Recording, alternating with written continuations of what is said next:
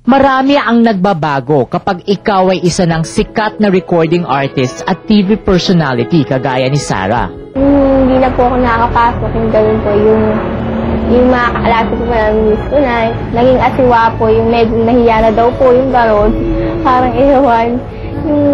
Yung kaklose ko po talaga, sabi, gusto niya daw pong tumawag. Kalasi ko po si Jasmine, sabi niya, nahiya lang daw siya, baka baka, yun, hindi ko po mapaliwanag eh, basta daw po, nahiya daw po siya sa akin. Nakakapanibago po. Pero kung sa entablado ay bida si Sarah, sa kanyang paaralan ay isa lang siyang regular na estudyante, kagaya ng marami sa atin. Pinaka-naughty, kopyahan po. Pero natural lang naman po, lahat naman po kami nagkukopyahan. Katulad ng maraming batang nagnais maging isang Regine Velasquez, marami munang sinalihan si Sarah. Bata pa lang po ako, medyo mahilig po talaga ako umarte, ganun po.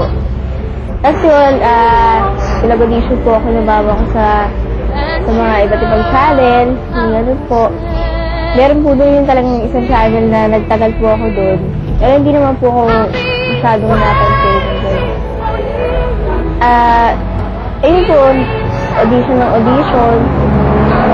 Tapos sabihin, nakailang screenings na po ako noon, paulit-ulit po, babalik-balik po kami. Kung tatanungin mo ang kanyang kapamilya, simple lang si Sarah. Tahimik at hindi maluho.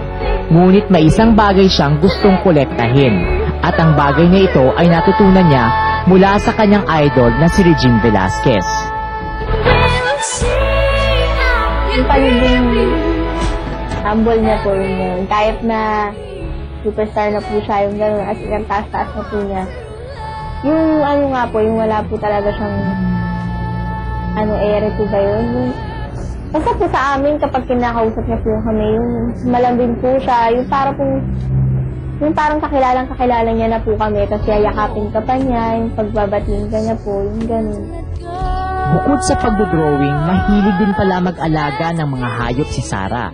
Isang ugali na namanan niya mula sa kanyang tatay. Namahal ko po kasi yung mga aso po namin.